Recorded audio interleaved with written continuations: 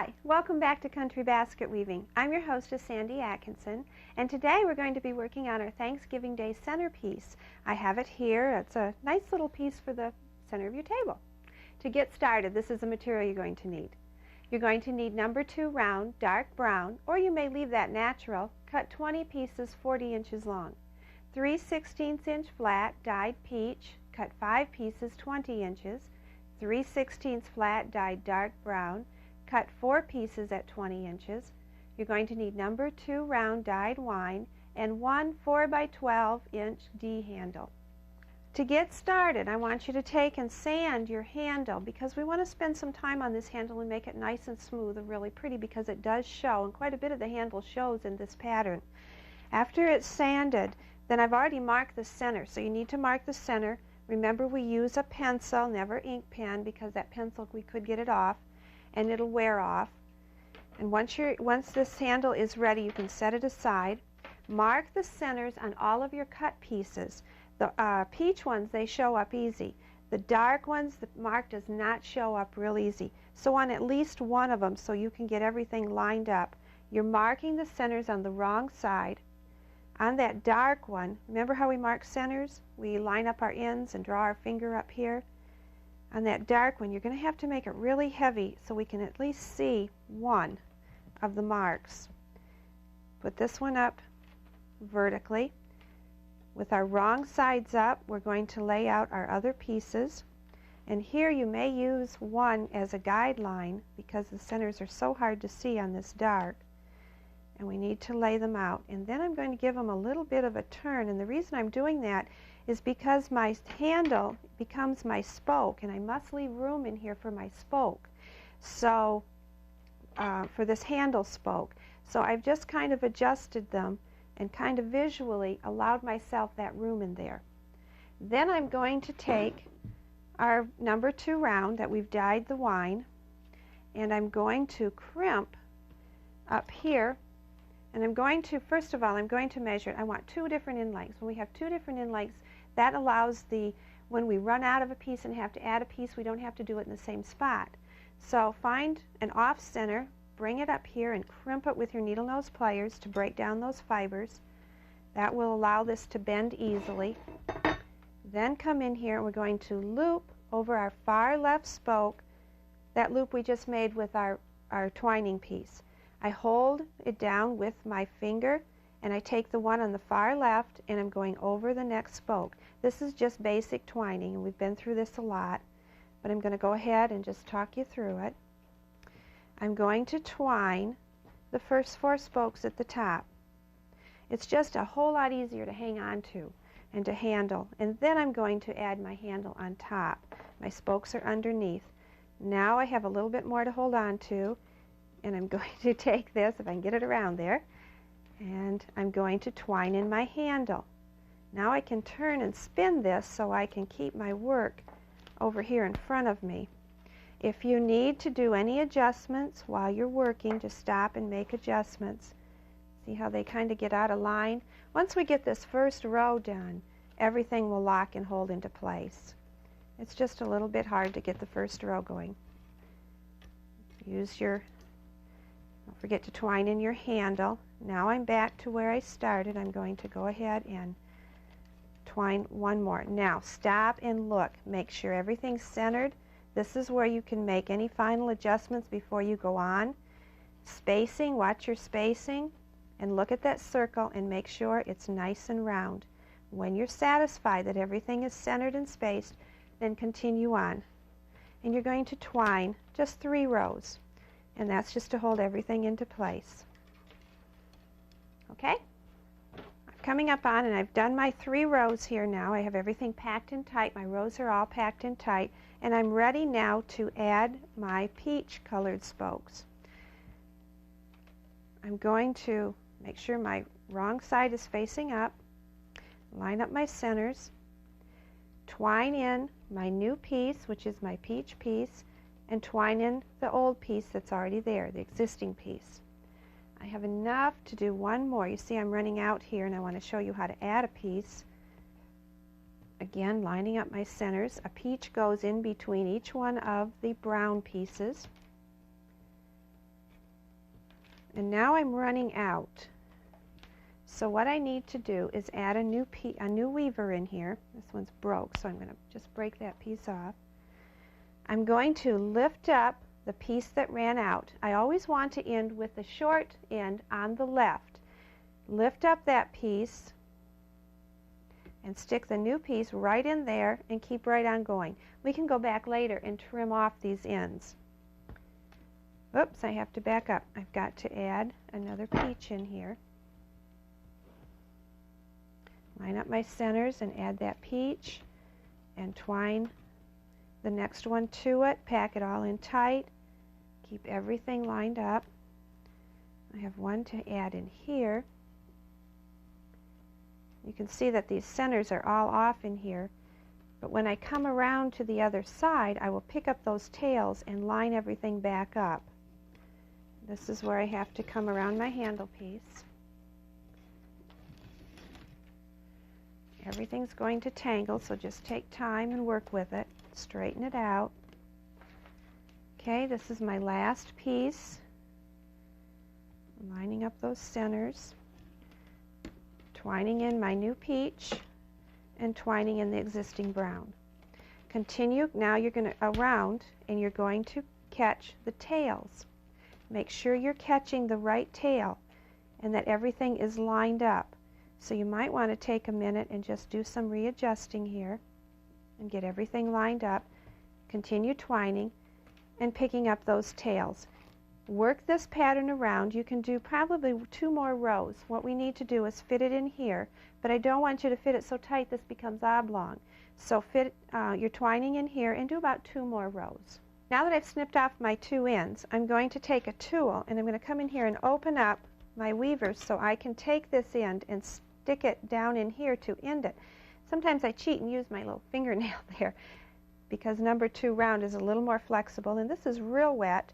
If it doesn't work for you, get your needle nose pliers out and make that crimp with your pliers and sink that end right down in there. And then you're going to go ahead and next to it sink the other end. It's a good way to hide your ends. I know this reed is dark and it's probably harder to see what I'm doing, but you can go ahead and work that end down in there. This one's giving me a little bit of trouble, but I don't want to spend a lot of time on it because I think you understand what to do. After you have those ends sunk, then you're going to upset. And that's just simply bending up each one of the spokes. And now the right side of my reed, of course, is on the outside, and that's where we want it. I hope you can get yours a little tighter than I got mine there. I'm going to go back and do that. I'm not going to leave it. But I want to show you to continue on. We're going to take another piece of your wine. And mine, this is really tangled. There we come. And again, put a crimp on it. I have a break in this one. Sometimes I just break it off and go ahead and use the piece, the longer piece, and again put my crimp. And starting on the side, you're going to loop over and you're going to twine 9 rows from the outside, and as you work, bend each one of these spokes up. You'll have to catch your handle, but if you can see the way I'm working, I'm bending it up and twining, bending it back up so it'll start holding itself up. Probably won't hold itself up there till the 3rd, maybe the 2nd, 3rd row, somewhere in there. So go ahead and twine around and get your 9 rows done.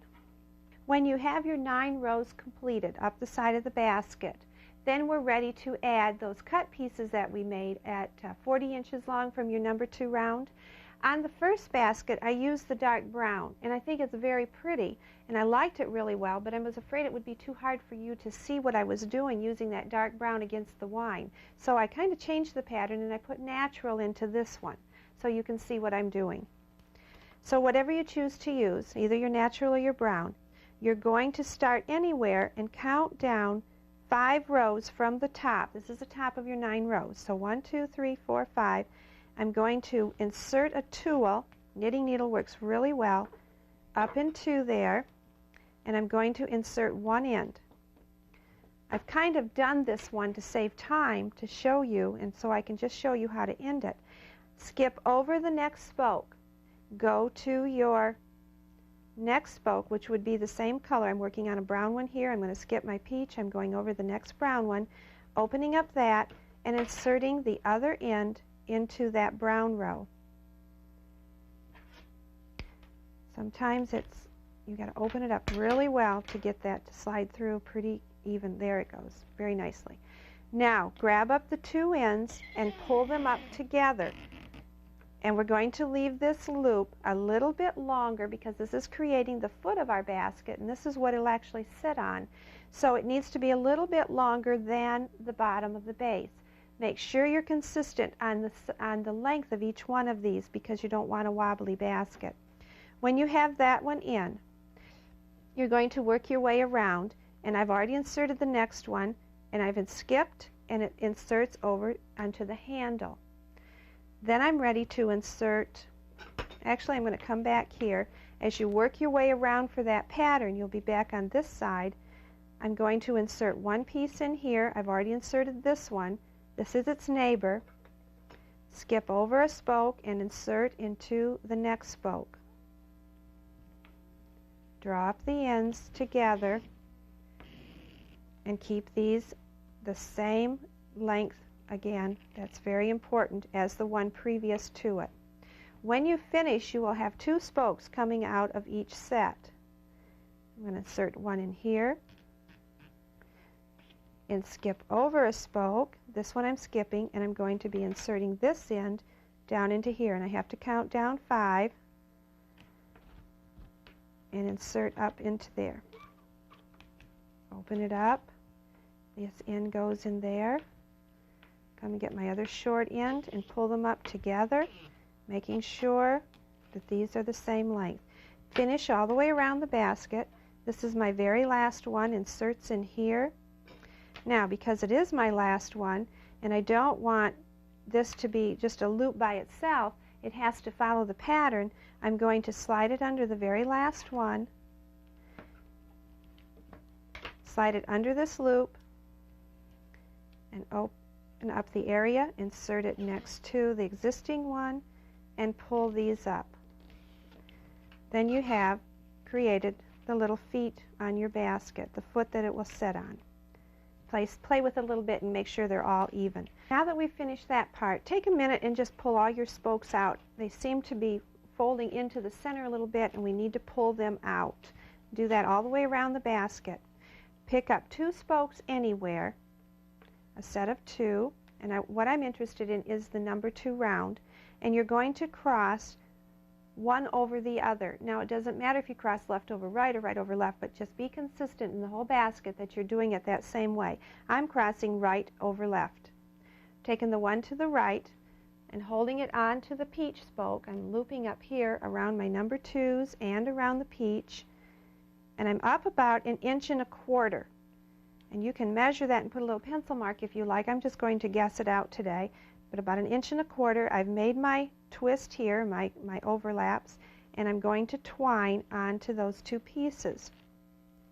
Picking up my next 2, again I'm taking right over left, and I'm making this X formation here, and I'm twining in those 2 pieces. Work your way all the way around the basket,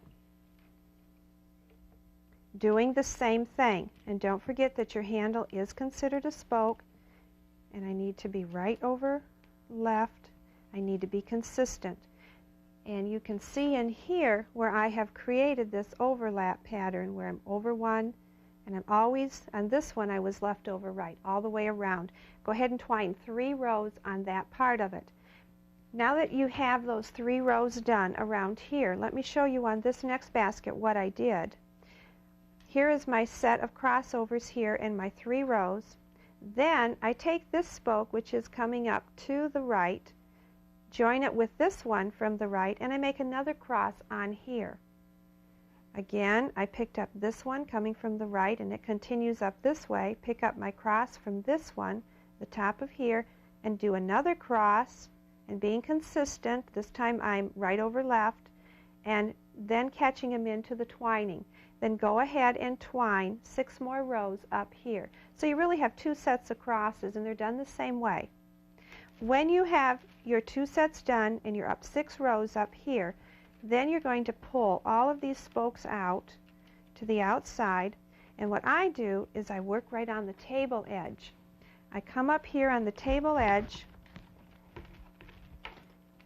and I lay those spokes out, and I kind of hold it with my tummy here. Now they need to be right on top of the existing spoke that they ended up on from the crosses, and you're going to continue to twine. I'm trying to get this piece to lay out flat to create that princess style top, and I'm twining each one of these in. Twine across until you reach how many spokes you have laid on the table, and then go ahead and pick up some more. Now this is the spoke right here that is against the handle, and I'm going to start twining. It'll be by itself.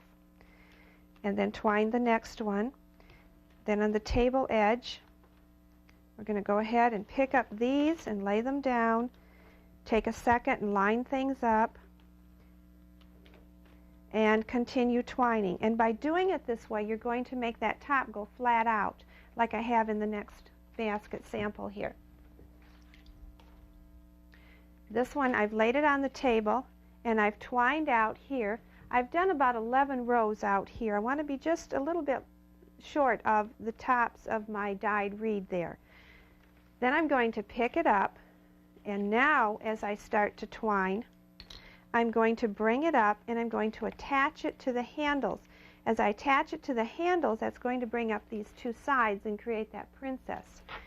So every time I come to a handle, I'm going to go ahead and twine around.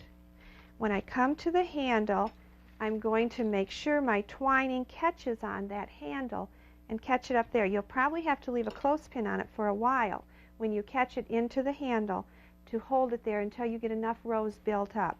And you need to do a couple rows that way.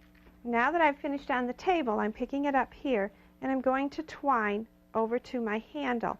When I'm at my handle, bend up the handle, line up your spoke so it's in the center. This is that single spoke.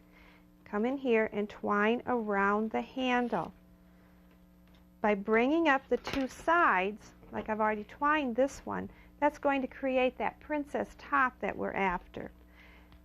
Twine into the next one. If you need to, and I think it's a good idea to put a clothespin to hold this in there until I get back around again. And go ahead and do 2 rows this way. When you run out of a weaver, like this one is running out, you can cut it a little bit shorter. I'm going to use my fingernail and make a crimp. This is a looser weave, and so it's going to fit right down in there real easy for me. Take out my next piece, put a crimp on it, and insert it right down in there, right next to the first one. Pick up your weavers and continue on. Go ahead and do 2 rows of this and catch it at the handle with both rows.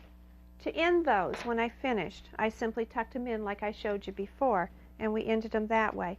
Then come up here and very carefully you're going to snip off any of these ends that you have on your 3/16 flat reed, and you need to do that all the way around the basket. Get it even with the top edge. Pull your spokes out. The spokes will probably have fallen on one side or the other of the flat spokes, your round spokes. And that's good, because if they didn't, you need to take a few minutes and just adjust them and put them on one side or the other, it doesn't matter which, of the flat reed. Okay, once you have those all snipped all the way around, take some extra of your number 2 and you're going to insert it down for a little ways next to an existing spoke. And I hope you can see this, where I'm inserting this down on this side because my 2 are coming out from there. Bring the end up and cut the end off even with the length of the other number 2 spokes. So when you finish all the way around the basket, you are going to have 4 sets of spokes coming out of each top spoke at the basket. And you can go ahead and work that all the way around. And what you're doing is you're doubling each one of these spokes. Okay, work that all the way around. Now that all of my spokes are doubled and I have 2 sets of 2 coming on the top of each of my set of spokes, we're ready to do the top braid. So starting anywhere, take a set of 2 and go behind the set of 2 to the right. Taking this one, which is the one I went behind, goes behind the next set. Pick up this one over here on this spoke and it goes behind there. So I'm always taking and working in 2s, a set of 2 spokes to the right, behind a set of 2, and down. And when you get to the very end, I've already kind of worked this one around a little bit so I could show you how to do the end. When you get to the end, this is going behind 2 and out, and this one here is my last one. This is the first one I put in. Scooch it up a little bit and slide that under there. Then you can pull these back down. Keep these consistently the same height. Make sure that the spokes are laying side by side and not twisted or crossed. Keep them side by side. Again, starting anywhere. Pick up a spoke, go to the spoke in front of it, underneath, pick it up, the spoke on the right, pick it up and slide it in. And it goes into the inside. Pick up the spoke here and slide it in, right underneath it. Keeping everything laying side by side. Work that pattern all the way around, and then I'll show you the next step for the inside. Now that I finished this first 2 steps of this top braid, all of my pieces, my ends, are inside the basket, and I'm ready to start the inside braid. Actually, the inside braid is really a duplicate of the outside braid. It just seems a little different because it's on its side. Starting anywhere, you're going to pick up 2. Pick up the 2 next to it on the right and go under. Keep everything lined up again. This is a little bit harder to work, I think, so also because you have so many of the ends inside the basket. And I'm picking up the 2 in front and taking the one behind under, and I'm working this all the way around the pattern. And again, you may have to push those ends out of the way. Keep everything straight, which is sometimes a little tricky. This is not really that hard to do. Just takes time. When you come to the handle, and I'm almost to the handle, you want to go around the handle on the inside.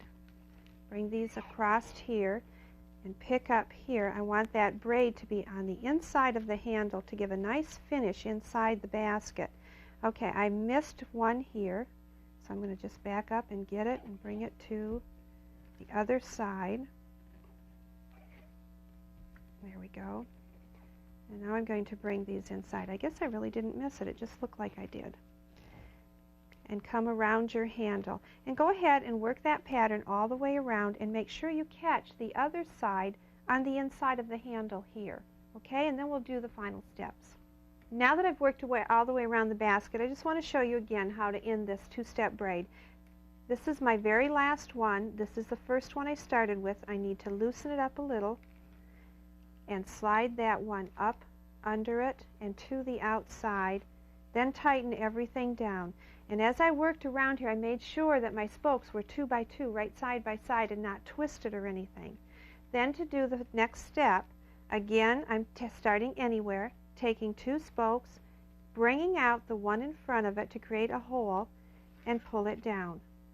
Work this step all the way around, and now, and keep it all straight. When you come to your handle, make sure that you're doing it on the inside of the handle all the way around. And it's really a repetitious braid. Just a note here too, you can see I'm nice and tight up here, and I'm not so tight. Let me do this one more. I have it nice and tight next to the basket. I'm not so tight down in here, so I really need to come back and spend a little bit of time and try to pull these a little bit tighter, get them to fit in there, because you want it real tight next to itself. Then I went and did this whole set of braid again, the 2 steps. Pull this through, and let me show you on here. I know this one's kind of dark, but what I did on here, this is my first braid on the outside, my second one, which is the very same one, and my third one on the inside, so I really did 3 sets of that, and it makes a really pretty basket. This one I think looks very Victorian too. Next week we're going to be working on our Star of David in honor of Hanukkah. And it's more difficult. It's an advanced pattern, but I think most of you out there can handle it. And I'm really going to look forward to working on this one. It takes a lot of time, but we can handle it. I know we can. We'll look for you next week. Have a wonderful week. Bye-bye.